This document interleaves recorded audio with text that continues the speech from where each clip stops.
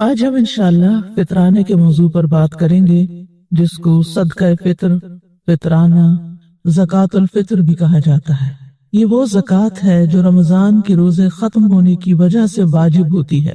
इसको ज़कातुल रुऊस, सर की ज़कात, ज़कातुल रिकाब, गर्दन की रिकाब, गर्दन की ज़कात, और ज़कातुल अबदान, जिस्म की ज़कात का नाम दिया जाता है। यानी ये भी नाम इसके रखे गए हैं, लेकिन उमूमी तौर पर इस पर सदक़तुल फितर या ज़कातुल फितर का नाम बोला जाता है। जब सदका का लफ्ज़ इस्तेमाल होता है तो सदके का लफ्ज़ भी ज़कात के लिए आता है, जो मुसलमान पर वाजिब होती है, जैसा कि सूरत तौबा में इन्नमा सदक़ातु लिल फुक़रा वाली आयत में आता है, जबकि वहाँ सदकात से मुराद ज़कात है। इसको ज़कातुल फितर कहा जाता है। यानी फतरा का मतलब होता है पैदा होना, फितरत पर पैदा होना। गोया ये इंसान की जान की ज़कात है, नफ्स को पाक और साफ करने के लिए है। ज़कात का लुग़वी माना भी तहारत और किसी चीज का फरोख पाना और बरकत के लिए इस्तेमाल होता है। फ़तरा ये इसका मादा है, इसका माना है किसी चीज का खोलना और उसको नुमाया करना। और शरई इस्तिलाह में यानी दीन की इस्तिलाह में ज़कातुल फितर का माना है या तारीफ ये है कि ये वो सदका है जो रमजान के रोजों के खत्म होने पर हर मुसलमान पर वाजिब हो जाता है, ताकि वो उसे पाक कर सके। सुभान अल्लाह, सारा महीना रोजा रखने के बाद भी मजीद पाकीज़गी की जरूरत है। पहले जिस्मानी तौर पर इंसान रोजा रख के पाकीज़गी हासिल करता है, तज़किया और तकवा हासिल करता है, और फिर आखिर में माल खर्च करके तज़किया हासिल करता है। क्योंकि हो सकता है कि एक मुसलमान रोजेदार पर जो काम करने वाजिब होते हैं उनमें से कहीं कोई मुखालफत न सरजद हो गई हो, तो ये दरअसल उसका कफारा है। और रोजे रखने से इंसान एक फरीजा अदा करता है, और रोजे खत्म होने के बाद शव्वाल के महीने के शुरू होने पर ये दूसरा फरीजा है जो अदा किया जाता है। हाफिज इब्न हजर कहते हैं इस सदका को फितर की तरफ इसलिए मुजाफ किया गया है क्योंकि ये रमजान के रोजे खत्म होते ही वाजिब हो जाता है। यानी फतरा का मतलब है खोलना। चूँकि रमजान के बाद रोजा नहीं रखा जाता, इसलिए इसका नाम सदक़तुल फितर रखा गया, यानी रोजे खोलने का सदका। ज़कातुल फितर या सदका फितर जो है या फितराना जो है, हिजरत के दूसरे साल वाजिब हुआ। इसी साल ज़कात फर्ज हुई। ये उसी साल हुआ जिस साल रमजान के रोजे फर्ज हुए। ज़कात नहीं, रमजान के रोजे जिस साल फर्ज हुए।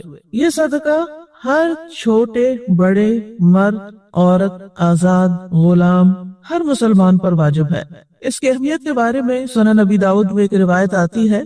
इब्न अब्बास रज़ी अल्लाहु अन्हु से रिवायत है, वो कहते हैं कि रसूलुल्लाह सल्लल्लाहु अलैहि वसल्लम ने सदका फितर को फर्ज करार दिया ताकि रोजादार के लिए लग़्व और बेहुदा अक़वाल और अफ़ाल से पाकीज़गी हो जाए और मिस्कीनों को खाना मिल जाए। चनाचे जिसने इसे नमाज़े ईद से पहले पहले अदा किया तो ये ऐसी ज़कात है जो कबूल कर ली गई, और जिसने इसे नमाज के बाद अदा किया तो ये आम सदक़ात में से एक सदका है। तो आप सल्लल्लाहु अलैहि वसल्लम का जो फरमान है कि ज़कातुल फित्री तुहरतन यानी फरज़ रसूलुल्लाह सल्लल्लाहु अलैहि वसल्लम ज़कातुल फित्री तुहरतन लिस्साइमी मिनल लग़्वी वर्रफ़सी व तुअमतन लिल मसाकीन मन अद्दाहा क़ब्ल अस्सलाति फ़हिय ज़कातुन मक़बूलतुन व मन अद्दाहा बाद अस्सलाति फ़हिय सदक़तुन मिन अस्सदक़ात। तो आपके फरमान में तोहरा का लफ्ज़ आया है, यानी तोहरा का लफ्ज़ तहारत से है, यानी ये उस शख्स के नफ्स को पाक करने के लिए है जो रमजान के रोजे रखता है। और रफ़स का माना फुहश कलामी है। और तोमा का लफ्ज़ भी हदीस में आ रहा है, इससे मुराद वो खाना है जो खाया जाता है।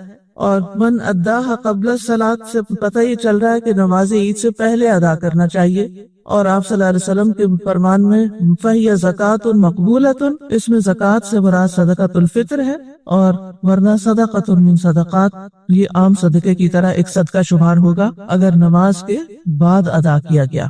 सदका फितर की मशरूइयत की बहुत सी हिकमतें हैं और बहुत सी इसमें फायदे हैं।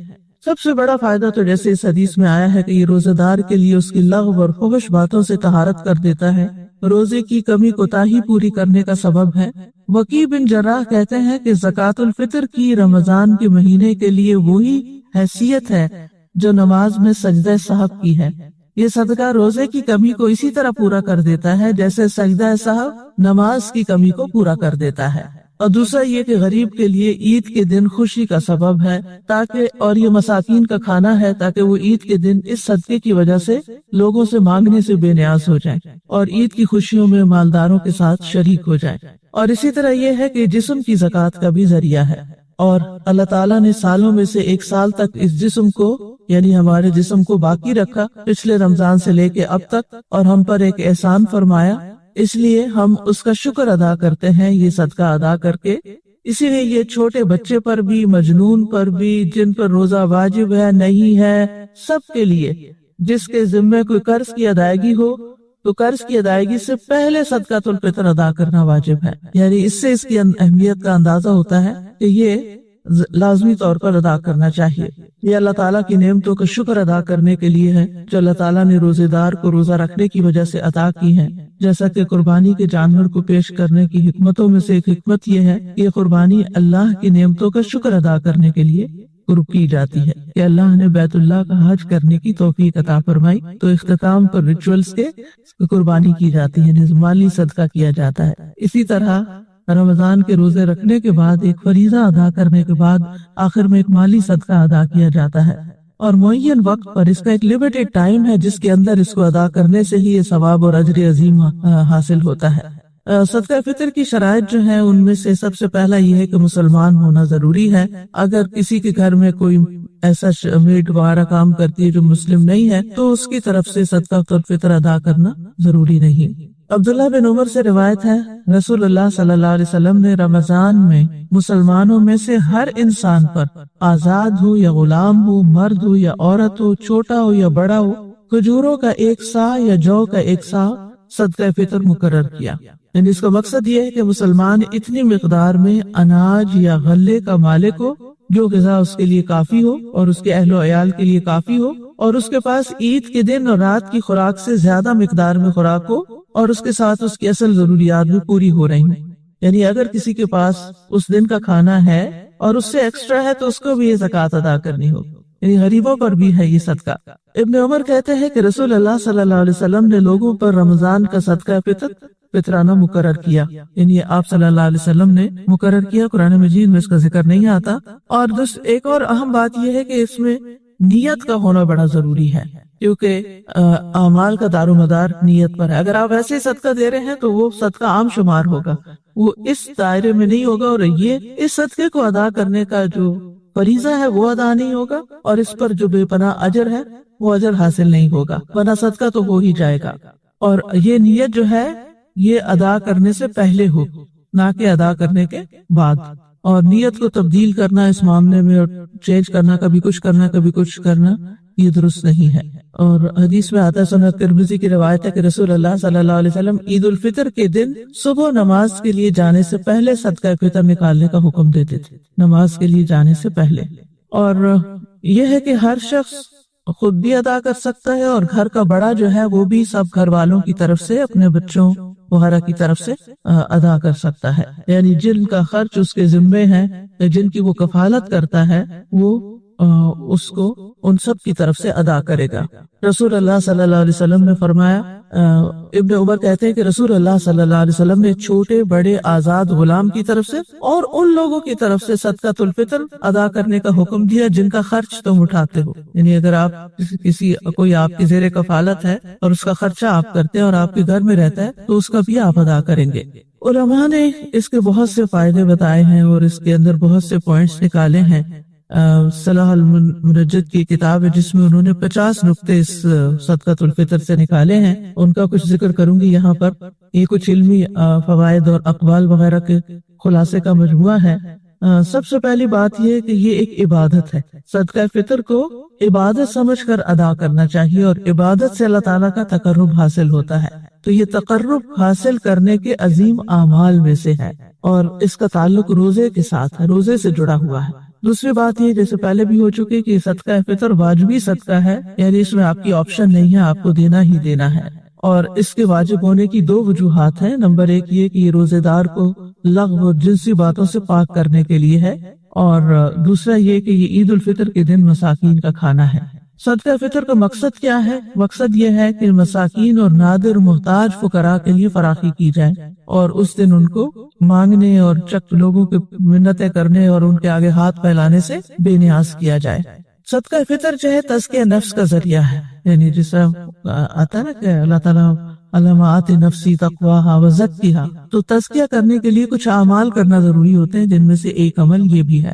پھر یہ کہ یہ ہر مسلمان پر فرض ہے، اور پھر یہ کہ یہ صدقہ اس پر بھی فرض ہے جو خواہ روزہ نہ بھی رکھے۔ روزہ نہ رکھنے کی وجہ کیا؟ انتہائی بڑھاپا ہو، یا کوئی مستقل بیمار ہو، یا ایسی بیماری ہو، یا یہ کہ عورت حاملہ ہو، یا بچے کو دودھ پلا رہی ہو اور اس کے لیے روزہ رکھنا بچے کے لیے نقصان دہ ہو اور اس نے روزے نہیں رکھے، تو وہ بھی یہ صدقہ ادا کریں گے۔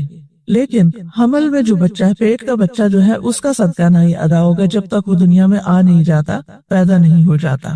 لیکن اگر کوئی ویسے ہی دینا چاہے تو مستحب ہے، صدقہ ہی ہے، نکل جائے، واجب نہیں ہے، لازم نہیں ہے، اگر دینا چاہے تو اور بات ہے۔ پھر یہ کہ صدقہ فطر رمضان کے آخری دن سورج غروب ہونے پر واجب ہوتا ہے، سورج غروب ہونے پر واجب ہوتا ہے، اس سے پہلے نکال سکتے ہیں، لیکن وجوب کا ٹائم جو ہے وہ آخری روزے کے اختتام پر ہے۔ مثلا جو سورج کے غروب ہونے سے پہلے شادی کر لے، یا اس کا بچہ پیدا کر لے، یعنی بچہ پیدا ہو جائے، یا وہ اسلام قبول کر چکا ہو، تو اس پر یہ صدقہ فطر ادا کرنا لازم ہوگا۔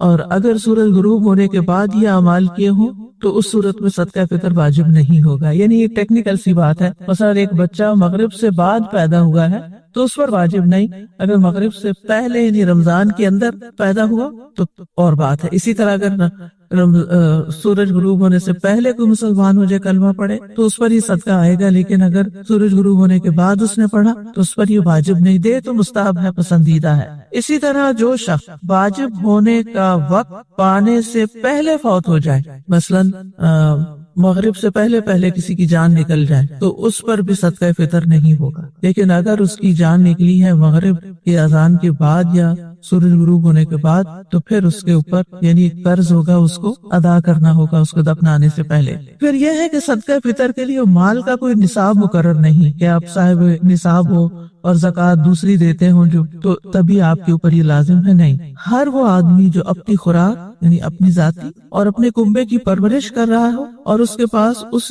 دن عید کے دن یا اس رات سے زائد غلہ موجود ہو، تو اس پر صدقہ فطر واجب ہوگا۔ پھر ہر انسان اپنے اور اپنے زیر کفالت لوگوں کا صدقہ فطر ادا کرے گا، اور اپنی بیوی کی طرف سے بھی، خواہ بیوی کے پاس مال ہو بھی، اپنے بچوں کی طرف سے، اپنی محتاج اولاد اور محتاج والدین، یعنی اگر والدین اس کے پاس رہتے ہیں تو ان کی طرف سے بھی، اور اگر کوئی بیٹی جیسے طلاق کے بعد یہ بیوہ ہو کر واپس آ گئی ہے تو اس کی طرف سے بھی، گھر کے ذمہ دار کو یہ سب کچھ۔ اسی طرح اس بیٹی کی طرف سے بھی جس کی ابھی رخصتی نہیں ہوئی اور وہ ابھی اسی گھر میں رہی ہے ماں باپ کے، تو ان کی طرف سے بھی وہ صدقہ فطر ادا کرے گا۔ اولاد اگر مالدار ہے تو اس پر ان کی طرف سے صدقہ فطر ادا کرنا لازم نہیں، یعنی اگر بچے جو ہیں وہ خود کماتے ہیں، اپنے گھر والے ہیں، تو پھر باپ کے اوپر ذمہ داری نہیں ہے کہ وہ ان بچوں کی طرف سے ادا کرے، وہ اپنا خود کریں گے اپنی طرف سے، اپنی فیملیز کی طرف سے۔ لیکن جو ڈیپینڈنٹ اولاد ہے، گھر میں رہ رہی ہے، باپ کے ساتھ رہ رہی ہے کسی بھی وجہ سے، تو ان کا وہ ادا کرے گا۔ پھر اسی طرح طلاق رجعی کی صورت میں شوہر کا بیوی کی طرف سے صدقہ فطر ادا کرنا ضروری ہے، لیکن اگر کوئی بیوی طلاق بائنہ لے چکی ہے یا سرکشی دکھا کے ناراض ہو کے گھر سے نکل چکی ہے تو اس کا صدقہ فطر ادا نہیں کرنا ہوگا۔ اسی طرح بیٹے کے ذمہ سوتیلی ماں کا صدقہ فطر ادا کرنا لازم نہیں، یعنی اگر کوئی بچہ اپنے محتاج باپ کی بیوی کی طرف سے صدقہ ادا کرنا چاہے تو ضروری نہیں، اگر کرے تو احسان ہے، کیونکہ بیٹے کے اوپر باپ کی بیوی کا نان نفقہ لازم نہیں ہے، واجب نہیں ہے۔ اگر وہ دیتا ہے تو یہ بہت بڑا احسان ہے، لیکن اگر وہ نہیں دے سکتا یا نہیں دیتا تو اس پر کوئی گناہ نہیں۔ اسی طرح اولاد اگرچہ مالدار ہو، لیکن اگر والد ان کی طرف سے دینا چاہے تو دینے میں حرج کوئی نہیں ہے، یہ ثواب کا کام ہے، لیکن اس پر واجب نہیں۔ دیکھیں یہاں دو باتیں ہو رہی ہیں، کنفیوژن نہ ہو۔ ایک ہے واجب، لازم آپ نہیں دینا ہے، اور ایک یہ ہے کہ آپ دینا چاہے تو دے دیں، اور اگر آپ نہیں دینا چاہتے تو آپ کے اوپر کوئی پوچھ نہیں ہے۔ تو اولاد اگر مالدار ہو تو اپنا خود دے گی، لیکن اگر والد کہ نہیں بچوں میں اپنی طرف سے بھی دے رہا ہوں تو خوشی سے دے دے، وہ ادا ہو جائے گا۔ پھر انسان جن کے خرچ کا ذمہ دار نہیں، ان کی اجازت سے ان کا صدقہ فطر دے سکتا ہے، ٹھیک ہے، کیونکہ بعض اوقات ایسے رشتہ دار گھر پہ ہوتے ہیں یا ایسے لوگ آپ کے گھر رہ رہے ہوتے ہیں، یعنی بیک ہوم اگر آپ دیکھیں تو لوگ بعض اوقات اپنے دور پار کے محتاج رشتہ داروں کو اپنے گھر لے آتے ہیں، تو ان لوگوں کو پھر ان کی طرف سے بھی، یعنی جو ٹیکنیکلی آپ کی کفالت میں نہیں ہے لازمی طور پر، لیکن ویسے آپ احسان کے درجے میں ان کو اپنے ساتھ رکھے ہوئے ہیں تو ان کو دے سکتے ہیں۔ اسی طرح مالک کے ذمہ اپنے مسلمان خادموں کا صدقہ فطر ادا کرنا واجب نہیں۔ مثلا سرونٹ صاحب کے گھر میں تو آپ کے لیے ضروری نہیں کہ آپ ادا کریں، لیکن اگر آپ ادا کریں گے تو آپ کی طرف سے احسان ہوگا۔ پھر یتیم کا صدقہ فطر ادا کرنے کا طریقہ کیا ہے؟ یعنی جو شخص یتیم کی رضاکارانہ طور پر پرورش کر رہا ہے، اس کے لیے یتیم کی طرف سے صدقہ فطر ادا کرنا واجب نہیں۔ اگر یتیم کے پاس مال ہے تو اس مال سے صدقہ فطر ادا کیا جائے گا۔ اگر اس کے پاس مال نہیں تو یتیم کا صدقہ فطر اس شخص پر ادا کرنا واجب ہے جو شرعی طور پر یتیم کو خرچ دینے کا ذمہ دار ہے۔ تو صدقہ فطر کی مقدار کیا ہے؟ غلے کا 1 صاع۔ ابو سعید خدری کہتے ہیں ہم نبی صلی اللہ علیہ وسلم کے عہد مبارک میں خوراک کا 1 صاع بطور صدقہ فطر دیتے تھے۔ اور صاع کی مقدار کیا ہے؟ صاع سے مراد نبی صلی اللہ علیہ وسلم کا صاع ہے، یہ اس آدمی کی ہتھیلیوں کے 4 چلو بنتے ہیں جس کی جسمانی بناوٹ درمیانے درجے، چھوٹا بالکل بھی نہ اور بہت بڑا بھی نہ ہو، 4 چلو بنتے ہیں۔ اور تول اور وزن اس چیز کے مختلف ہونے کی وجہ سے مختلف ہے جن چیزوں سے صاع بھر جاتا ہے۔ اگر آپ نے تول کر 1 صاع نکالنا ہو تو یہ یقین دہانی کرنا ضروری ہے کہ یہ تول اس صاع کے برابر ہو چکا ہے جس کے مطابق آپ نکال رہے ہیں، اور یہ تقریباً 3 کلو چاول بنتے ہیں۔ یہ چلو کی بات ہے نا، تو ہتھیلی 1 چلو جیسے ہوتا ہے، 2 ملا کے نہیں، 2 ملا کے پھر 2 ہو جائیں گے۔ پھر اسی طرح یہ ہے کہ صدقہ فطر کسی بھی کھانے سے نکالا جا سکتا ہے جس کو لوگ بطور غذا استعمال کرتے ہیں، جیسے گندم ہے، مکی ہے، چاول ہے، لوبیا ہے، مسور کی دال ہے، چنے کی دال ہے، جو لوگوں کی غذا اور خوراک بنتے ہیں، جو عام طور پر لوگ کھاتے ہیں۔ اور نبی صلی اللہ علیہ وسلم نے کھانے کے 1 صاع کو فرض ٹھہرایا ہے، اور صحابہ کرام صدقہ فطر اس چیز کا نکالا کرتے تھے جس کو وہ خود بطور غذا استعمال کرتے تھے۔ یعنی ہر علاقے کے کھانے پینے کے انداز مختلف ہیں، مقصد چونکہ غریبوں کو کھلانا ہے اس لیے وہ اس چیز میں سے نکالتے تھے جس کو خود استعمال کیا کرتے تھے، یعنی بنیادی غذا جو بیسک۔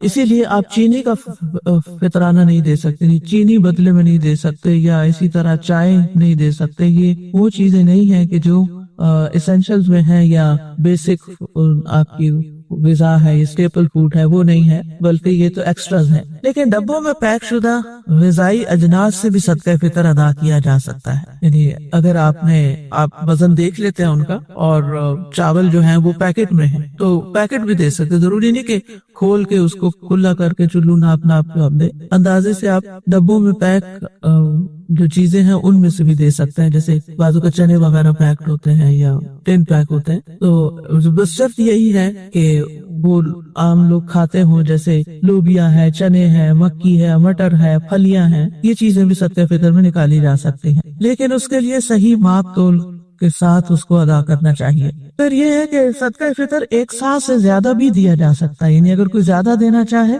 تو زیادہ اس کے لیے صدقہ شمار ہوگا اور اس کا ثواب بھی زیادہ ہوگا۔ صدقہ فطر میں کھانے کی جگہ بہت سے علماء قیمت ادا کرنے کو بھی جائز قرار دیتے ہیں، یعنی کچھ علماء کا خیال ہے کہ یہ چونکہ نبی صلی اللہ علیہ وسلم نے لفظ توما استعمال کیا تو اس لیے صرف کھانا ہی دینا چاہیے، یعنی راشن وغیرہ نکالنا چاہیے۔ لیکن یہ کہ بہت سے علماء یہ کہتے ہیں کہ اس زمانے میں چونکہ کرنسی عام نہیں تھی، یا تو بڑے سکے تھے درہم و دینار، تو اتنی چھوٹی چیز کو ناپنے کے لیے کوئی سکہ نہیں تھا کہ اس کی قیمت بتائی جاتی کہ اتنی قیمت ادا کر دی جائے، اور عام طور پر صدقہ جو تھا وہ اجناس کی شکل میں نکالا جاتا تھا۔ لیکن آج سہولت کے لیے اگر نقدی کی صورت میں بھی دے دیا جائے تو کوئی حرج نہیں، اور افضل تو یہی ہے کہ کھانے کی کوئی چیز دی جائے، لیکن اگر کھانے کی چیز نہیں دے سکتے، نہیں پہنچا سکتے، تو آپ پیسے بھی دے سکتے ہیں۔ مثلاً اب جس طرح لوگوں کا رہنے کا لائف سٹائل ہے، اور خصوصاً کورونا کی وجہ سے لوگ گھروں میں بند ہیں، اور مساکین لینے والے بھی اور دینے والے بھی، ایسی صورت میں پیسے تو آپ ہی ٹرانسفر کر دیتے ہیں کسی کے لیے،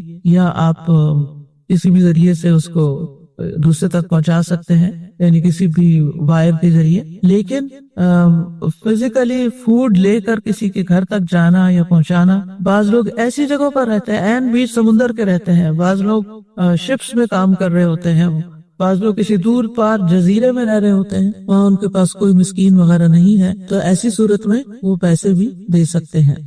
आज भी आप देखें देहातों में ये चीज बहुत आम है कि लोग गल्ले को बतौर करेंसी इस्तेमाल करते हैं, यानी और यही सूरत अहद रिसालत में भी थी। और तौबा का लफ्ज अगरचे खुराक के लिए आता है, लेकिन तौबा का लफ्ज किसी और यानी कि दूसरे मानों में भी इस्तेमाल हुआ है। तो वैसे सदका फितर में कीमत ना देने की हिकमत क्या है? क्योंकि सदका फितर में रकम देने से ये खदशा हो सकता है कि कोई उससे यानी खाने पीने की बजाय किसी और काम में इस्तेमाल कर ले। यानी मुराद इससे ये कि जैसे कोई किसी बच्चे की फीस दे रहा है या पढ़ाई पर लगा रहा है, जैसे आम सदकात और माली ज़कात होती है, तो सदका फितर जो है इसको खाने पर ही इस्तेमाल होना चाहिए। इल्ला ये कि आप जब पैसा दे देते हैं तो फिर जो जिसको दिया है उसकी शदीद जरूरत पर भी डिपेंड करता है। सदका फितर को निकालने के दो औकात हैं, एक मुस्तहब वक्त है और एक जायज वक्त है।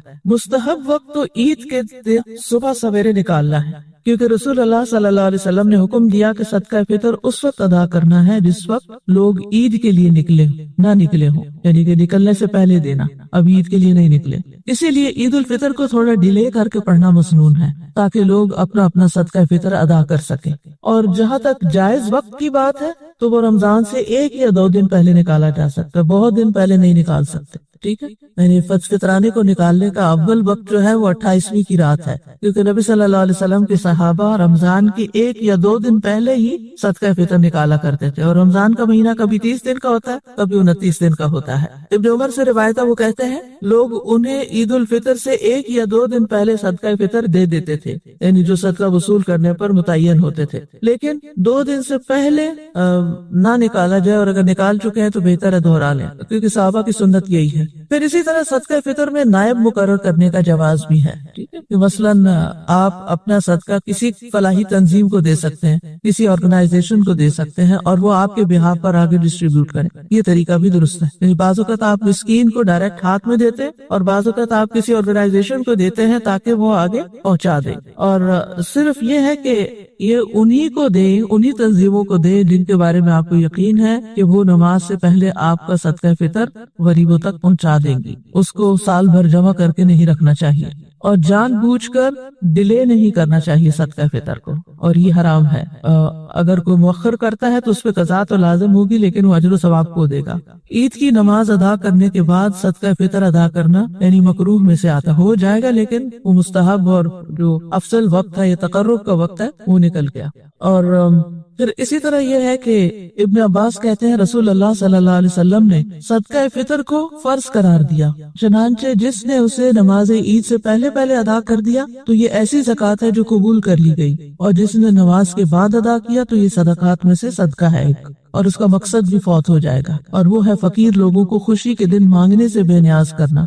सदका फितर का अगर वक्त निकल जाए किसी वजह से, मसलन आप सोते रह गए, आपकी पूरी नीयत ये थी कि आप सुबह सुबह उठ के दे देंगे, लेकिन रात आप जागते रहे तो सुबह आपकी आंखें नहीं खुली और नमाज भी हो गई, कज़ा हो गया, सब कुछ, नमाज भी कज़ा, सदका भी कज़ा। तो ऐसी सूरत में फिर सदका फितर साकित नहीं होगा, क्योंकि ये वाजिब है, एक फर्ज है आपके ऊपर, और तो ये मुस्तहिक लोगों का कर्जा है। बहरहाल जिस वक्त आपकी आंख खुलेगी या जिस वक्त आपको मौका मिलेगा, आप फौरन उसको निकाल देंगे अपने माल में से, क्योंकि ये हुकूकुल इबाद में से है और बंदों का हक आपके माल में नहीं रहना चाहिए। फिर इसी तरह सदका फितर पर नायब मुकर्रर करने के बाद अदायगी तक नायब से यकीन दहानी करवानी चाहिए कि वो अदा हो गया कि नहीं, यानी फकीरों को अमलन अदा कर दिया गया कि नहीं, कहीं जमा जोड़ करके तो नहीं रखा गया। और इसीलिए फलाही तंजीमों की ये जिम्मेदारी है कि वो वक्त से पहले कुछ अनाज खरीद ले, ताकि जो लोग पैसे देते जाए उनके हिस्से का वो गल्ला निकाल के फकीरों को बांटते चले जाएं, या फिर उनके घरों तक पहुंचा दें। लेकिन लोगों के कहे बगैर फलाही तंजीमें खुद पहले से सदका नहीं बांट सकती कि अगर कोई आएगा तो बस पैसे रख लेंगे, हम तुम्हारा दे चुके हैं, ऐसे नहीं हो। जैसे कहते हैं कुरान पढ़ के रख लिया तो सदका निकाल के रख लिया नहीं होगा। जब कोई कहेगा कि मेरा सदका निकाला जाए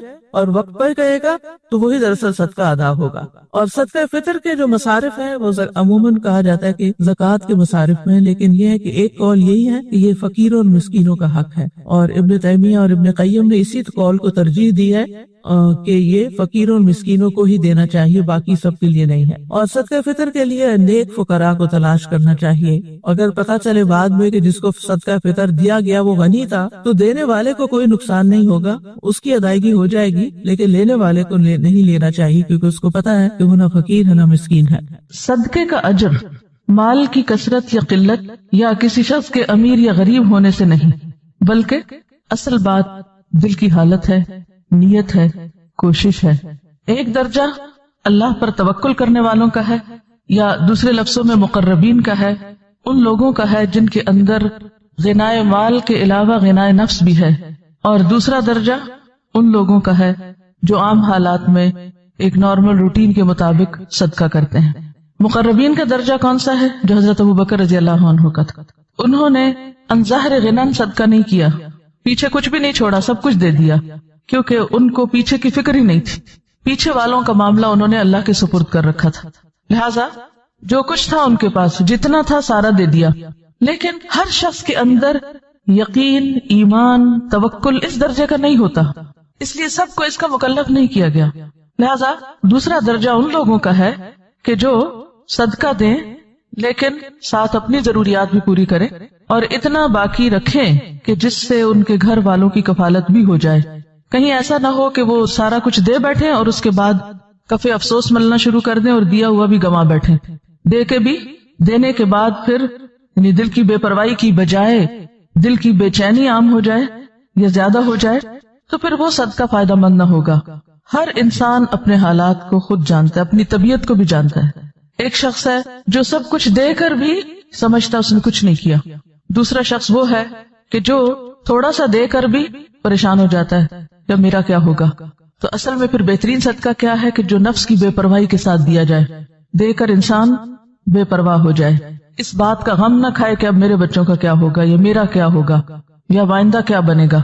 اس کے اندر غنائے مال بھی ہے اور غنائے نفس بھی ہے. اور دوسرا وہ شخص ہے کہ جس کے اندر غنائے مال نہیں، غنائے نفس ہے، کچھ اپنے لیے رکھا اور کچھ آگے دے ڈالا. تو یہاں پر جسے افضل صدقہ قرار دیا جا رہا ہے وہ کیا ہے؟ جہد المقل، کم مال والے کا زیادہ محنت کرنا یا کوشش کرنا. کسی کے پاس بس پہننے کے لیے 2 چھوٹے چھوٹے باریک سے ٹاپس ہیں، اس کے سوا کچھ نہیں اس کے پاس. اب ایک شخص کے پاس 1 کلو سونا ہے. اب 1 کلو سونے والا اگر اس میں سے کوئی چیز صدقہ کرتا ہے تھوڑی بہت اور باقی اپنے لیے رکھ لیتا ہے لیکن وہ کر کے گنواتا نہیں تو وہ بھی اپنی جگہ ٹھیک ہے. لیکن یہاں دوسرے شخص کا وہ قلیل مال خرچ کرنا بھی بعض اوقات اجر کے اعتبار سے دوسرے سے آگے لے جائے گا اس کو، کیونکہ اس کے پاس ہے ہی اتنا. اور پھر دونوں حدیثوں میں آپ دیکھیے کہ ایک ہی بات آخر میں کہی گئی کہ ابتدا اس سے کرو جن کی تم پر ذمہ داری ہے. وعن سلمان بن عامر قال قال رسول اللہ صلی اللہ علیہ وسلم الصدقۃ علی المسکین صدقہ وہی علی ذی الرحم ثنتان صدقۃ وصلہ. رواہ احمد والترمذی والنسائی وابن ماجہ والدارمی اسنادہ صحیح.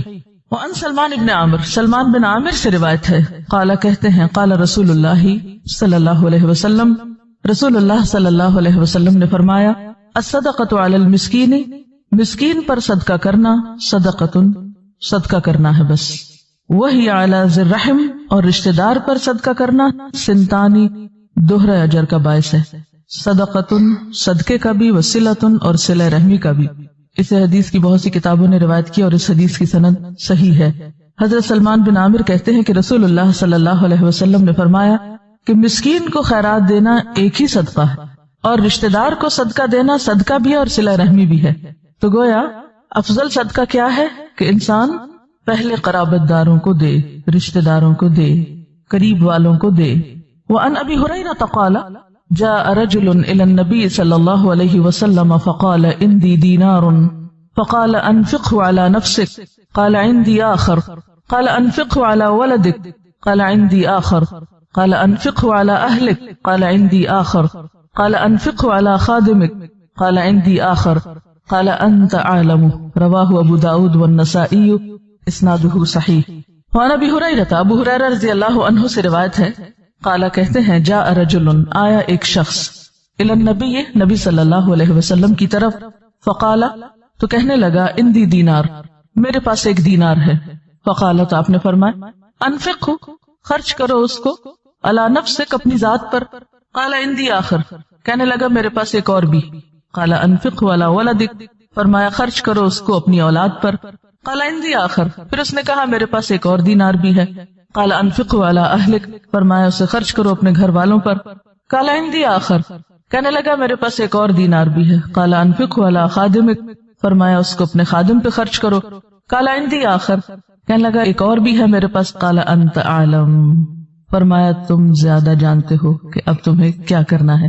رواہ ابو داؤد والنسائی، اسے ابو داؤد اور نسائی نے روایت کیا۔ اسنادہ صحیح، سند صحیح ہے۔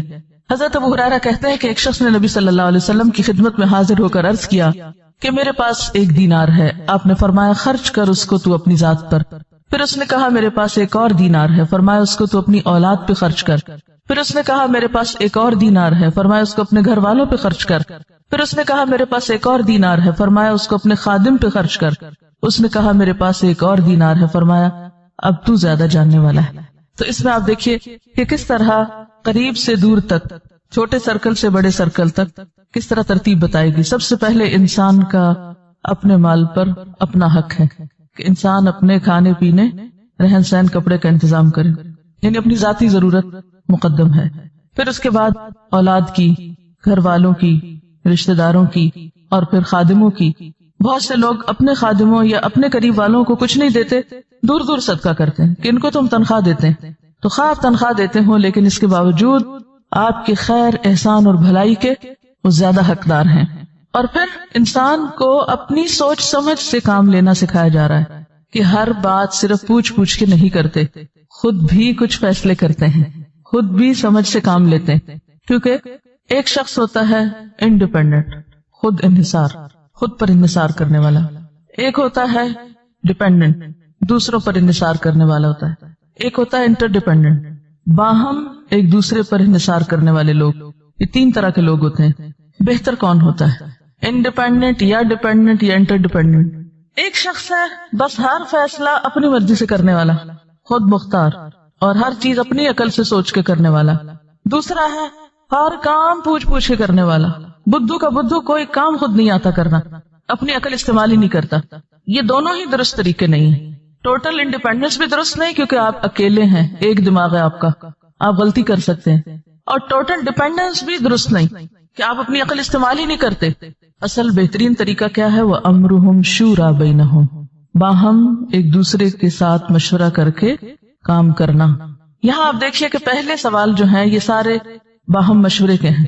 آپ کوئی اچھا کام کرنا چاہتے ہیں، کسی علم والے سے پوچھ لیں کہ میں یہ کرنا چاہتا ہوں، مجھے آپ بتائیے کہ مجھے کیا کرنا چاہیے۔ وہ بتا دے گا یہ کر لو، پھر یہ کر لو، اچھا یہ کر لو۔ پھر اس کے بعد یہ گنجائش بھی چھوڑی جائے گی کہ اچھا اب اپنے حالات تم مجھ سے زیادہ جانتے ہو، صرف مسئلہ یا فتویٰ تو کافی نہیں، اب تمہیں زیادہ پتا ہے، اصول تمہیں دے دیے گئے ہیں، آگے خود بھی کچھ سوچو۔ تو یہی طریقہ بہتر ہے، انسان مشورہ بھی کرے اور ساتھ اپنی عقل سے بھی کام لے۔ وعن ابن عباس قال قال رسول اللہ صلی اللہ علیہ وسلم الا اخبرکم بخیر الناس رجل ممسک بعنان فرسه فی سبیل اللہ الا اخبرکم بالذی یتلوه رجل معتزل فی غنیمۃ له یؤدی حق اللہ فیها الا اخبرکم بشر الناس رجل يسأل باللہ ولا يعطی به رواہ الترمذی والنسائی والدارمی واسنادہ صحیح۔ وعن ابن عباس، ابن عباس سے روایت ہے، قال کہتے ہیں، قال رسول اللہ، فرمایا رسول اللہ صلی اللہ علیہ وسلم نے، الا اخبرکم، کیا میں نہ خبر دوں تم کو، بخیر الناس، لوگوں میں سب سے بہترین کی، رجل ایک شخص، ممسکن تھامنے والا، پکڑنے والا، بعنان لگام، فرسہ اپنے گھوڑے کی، فی سبیل اللہ اللہ کے راستے میں، الا اخبرکم، کیا نہ میں بتاؤں تم کو، بالذی وہ شخص یا اس کے بارے میں جو، یتلوہ پیچھے آتا ہے اس کے، یعنی اس کے بعد نیکسٹ، رجل ایک شخص، معتزل الگ رہنے والا، فی غنیمۃ لہ اپنی بکریوں میں، یؤدی ادا کرتا ہے، حق اللہ اللہ کا حق، فیہا ان میں، الا اخبرکم کیا میں نہ بتاؤں تم کو، بشر الناس لوگوں میں بدترین کے بارے میں، رجل ایسا شخص، یسأل باللہ اللہ کے نام پہ سوال کیا جاتا ہے، ولا یعطی بہ اور وہ اس کے نام پر دیتا نہیں۔ رواہ الترمذی، اسے ترمذی اور نسائی اور دارمی نے روایت کیا، حدیث کی سند صحیح ہے۔ حضرت ابن عباس کہتے ہیں کہ رسول اللہ صلی اللہ علیہ وسلم نے فرمایا، میں تم کو بتلاؤں سب سے بہتر آدمی کون ہے؟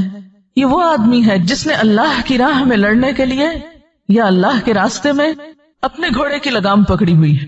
پھر آپ نے بتایا کیا نہ بتاؤں تم کو وہ شخص جو درجے میں اس سے قریب ہے یا اس کے بعد آتا ہے، اگلا نمبر اس کا ہے، وہ شخص جس نے اپنی چند بکریوں کے ساتھ گوشہ نشینی اختیار کر لی ہے اور وہ ان بکریوں میں سے خدا کا حق ادا کرتا ہے۔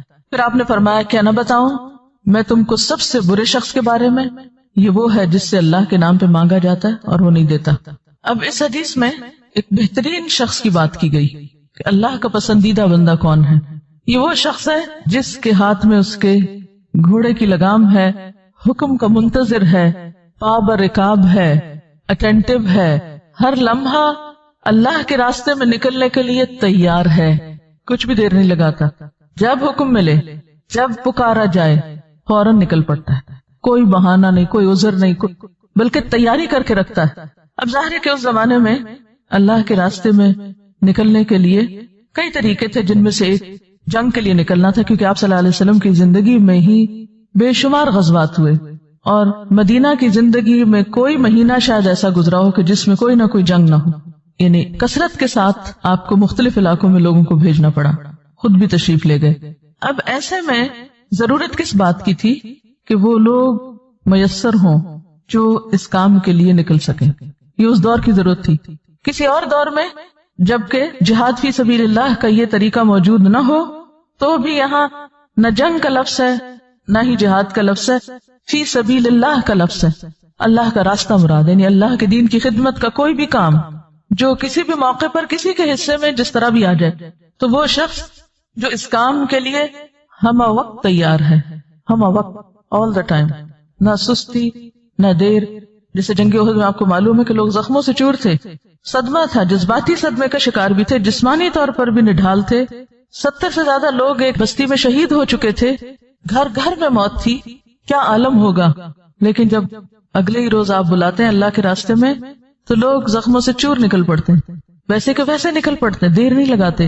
یہ کس طرح ممکن ہوا؟ یہ اس ذہن سازی کے ذریعے، سوچ بدلنے سے، انفروا خفافا او ثقالا، ہلکے ہو یا بوجھل نکلو۔ تو یہاں پر آپ دیکھیے کہ ایسا شخص جو ہر لمحہ کان لگائے ہوئے ہے اور یوں لگتا ہے کہ جیسے گھوڑے کی لگام بس تھامے ہوئے۔ آپ کبھی گھوڑے کی ریس دیکھیے، جب وہ بالکل دوڑنے کے لیے تیار ہوتے ہیں تو کوئی سین یاد آیا کیسے ہوتا ہے؟ وہ سین ذرا سوچیں کہ جب ریس کے لیے گھوڑوں کو لگام کھینچ کے رکھا جاتا ہے اور جو ہی سیٹی بجتی ہے تو سب دوڑانا شروع کر دیتے ہیں، تو بالکل ویسی ہی کیفیت ہے اس شخص کی کہ یوں لگتا ہے جیسے اللہ کے راستے میں بس گھوڑا دوڑانے کے لیے تیار کھڑا، لگام ہاتھ میں لی ہوئی ہے۔ یہ نہیں کہا کہ پاؤں رکھے ہوئے ہیں، پابر رکاب جس کو ہمارے محاورے میں زیادہ ایفیشنٹ شخص کے لیے، یہاں اس نے تو لگام بھی پکڑی ہوئی ہے کہ جس وقت حکم ہوگا فوراً دوڑا دے گا۔ اتنی تیاری، حد درجہ تیار۔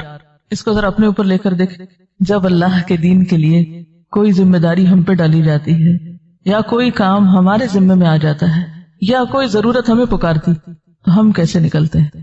ٹھیک ہے، ہم بالکل بعین ہی لفظی معنوں میں گھوڑے پہ سوار ہو کے لگام پکڑنے والے تو نہیں، لیکن لگام پکڑ کے روک کے تیار ہو کے رکھنا اپنے آپ کو کیا ہے کہ ہر دم تیار ہے، ہر لمحہ تیار ہے، دن ہو یا رات ہو، گرمی ہو یا سردی ہو، ہلکے ہو یا بوجھل ہو، تیار ہیں۔ اور پھر اگر اس حدیث کو سمجھنے کے لیے سورۃ کہف کا ابتدائی حصہ یاد کر لیں کہ یہ تیار وہی ہو سکتا ہے جس کے اندر شدید طرح کی تڑپ ہو انسانوں کے لیے، لعلک باخع نفسک علی آثارہم، یہ پہلا درجہ ہے فتنوں کے دور میں، پہلا درجہ۔ دوسرا درجہ کیا ہے کہ یہ موقع تو نہیں، فتنے اتنے زیادہ ہیں، نہ کوئی جنگ ہے نہ جہاد ہے اور نہ ہی کہیں کوئی صورت کسی اصلاح کی، انتہائی بگاڑ کا زمانہ ہے، اپنے ایمان کو بچانا مشکل،